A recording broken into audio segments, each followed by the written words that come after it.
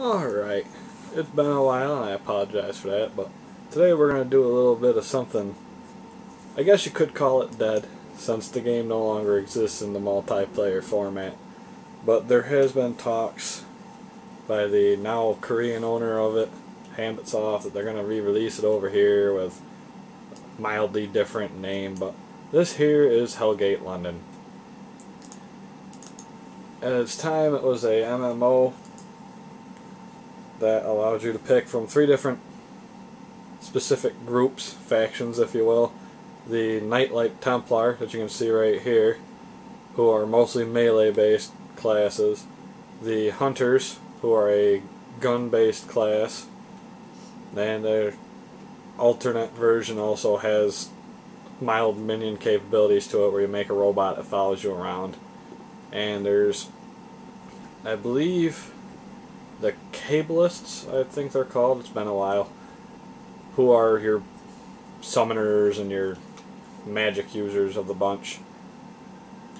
They mostly take demon type items and use them to their advantage.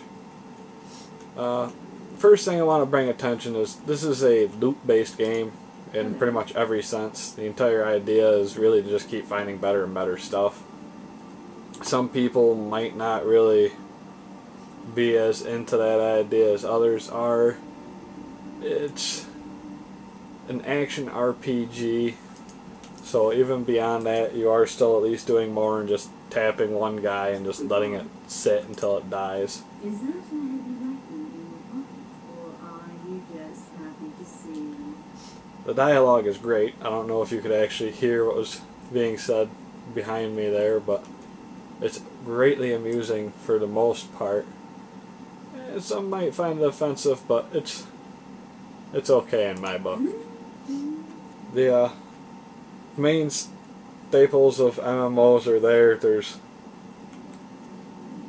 at the moment, of course, single player, you don't really get much of it, but there's an underlying plot. It's kind of not the strongest plot in the world, but when it comes down to it, it's enough to get you out there killing things.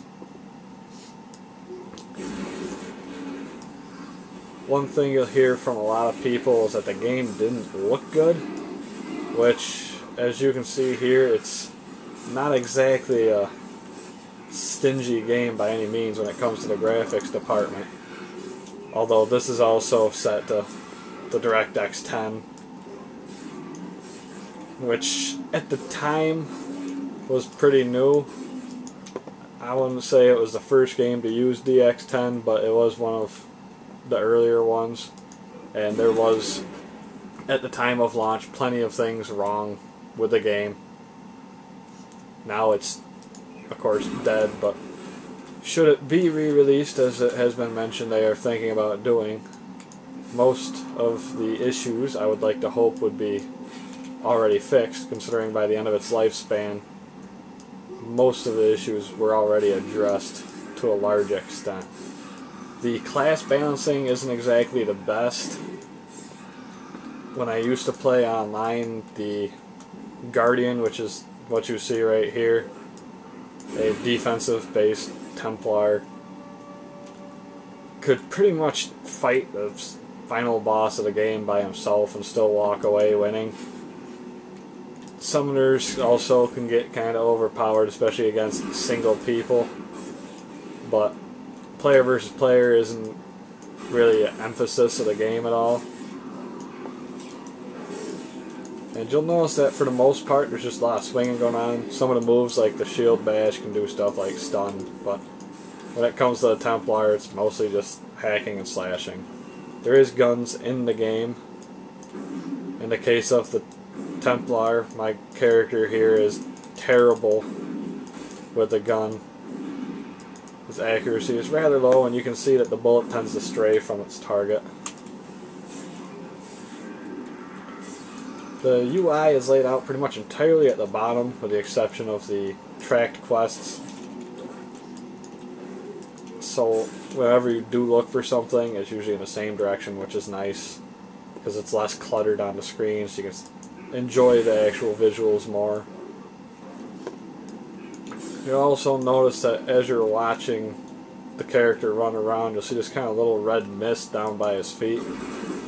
The Templar get these things called auras, which are basically just a area effect that depends on the number of enemies in range that affects the character itself. At the moment, the one equipped for him is purely healing over time, depending on the number of enemies within range.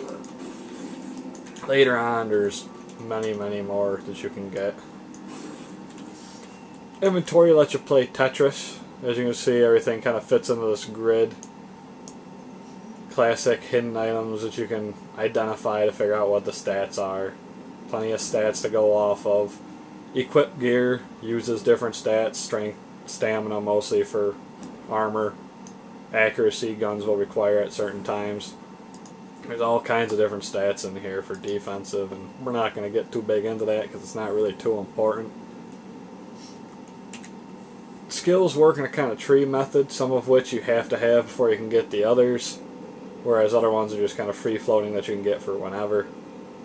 But most of them have some sort of level requirement to tier up. The inventory system is random. Generate stuff all on the fly, just like you would expect out of a game like this. It's based on loot. The maps were a big deal at the time, although it kind of failed to go through as promised or prophesized, I suppose, in the fact that the actual tile sets for the map, like this layout, all the things you see laying around, are all randomly generated. So in theory, you never end up seeing the same map twice. But at the same time, when most of the maps consist of the same broken city pieces or underground tunnels, they all ended up looking very similar in the long run. So although the layout of where this street went and where that street went may change from time to time, the main city pieces were, of course, always the same. So there's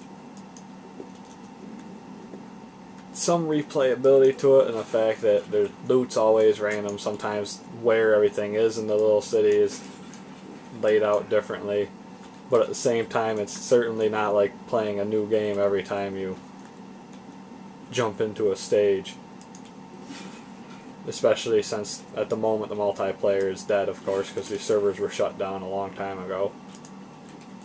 Not so much having anything to do with the game itself as the owners of it at the time. The items that you can pick up, a lot of them later on in life will have all these nice glowy bits, like you can see on the shield here, how we have this green glow. I do not have any kind of armor to show you that would emphasize such. In the case of the sword here, you can see how it's got all the runes and all that good snazzy stuff on there. And it does give you a sense of accomplishment to watch your character slowly equip all these better and better items and different gear that looks as though it's getting stronger. There is, of course, rare gear, different tiers of it. Pretty much a classic action RPG.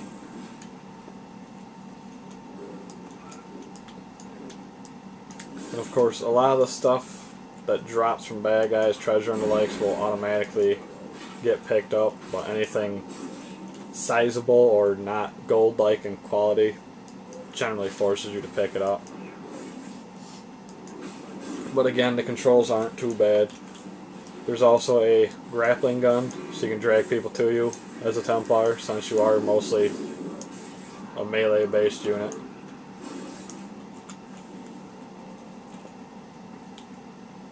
And it has a distinct feel that you are in London.